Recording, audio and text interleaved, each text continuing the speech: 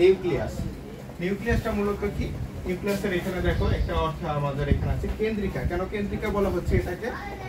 নিউক্লিয়াসটা আসলে সচরাচর কোনো একটা কোষের, বিশেষ করে প্রাণী কোষে এরা কেন্দ্রে অবস্থান করে, এই জন্য এদেরকে বলা হচ্ছে কেন্দ্রিকা।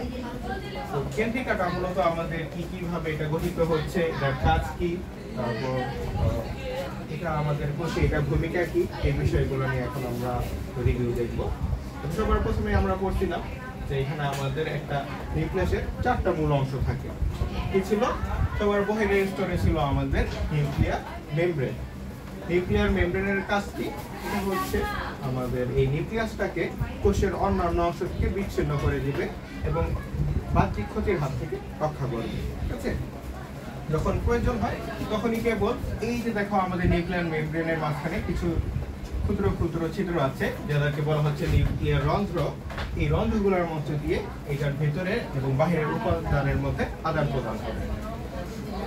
এরপর যদি আমরা ভেতরের দিকে যাই, এরপর আমাদের নিউক্লিয়াসের দ্বিতীয় খুবই গুরুত্বপূর্ণ একটা অংশ হচ্ছে নিউক্লিয়ার রেটিকুলাম।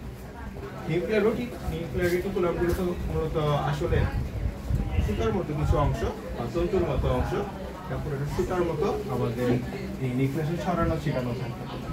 এটার মূল কাজটা হচ্ছে কি? কোষের ডিএনএ, তারপর হচ্ছে ডিএনএ ভিতরে জিন বা ক্রোমাটিন বস্তুগুলো এখানে ধারণ করে। ঠিক আছে? পরবর্তীতে আমরা আরো দেখবো যেটা কাজগুলো কি।